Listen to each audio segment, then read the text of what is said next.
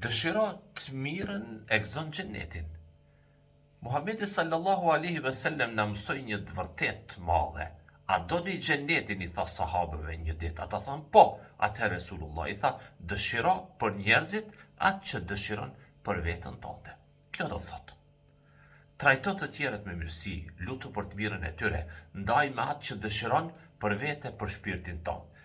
Zemra e pastërt dhe dëshira për të mirën e të tjerëve janë shenja të besimit dhe Resulullah sallallahu alaihi wasallam i shpalli xhenetin atyre që veprojnë, punojnë kështu. Mos harro.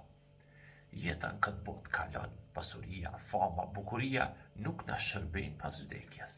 Ajo që mbetet janë punë tona të mira, namazi, sadaka, lutja, durimi, sabri. Prandaj çdo ditë përpiqu të bësh të mirën për vete, për të tjerët.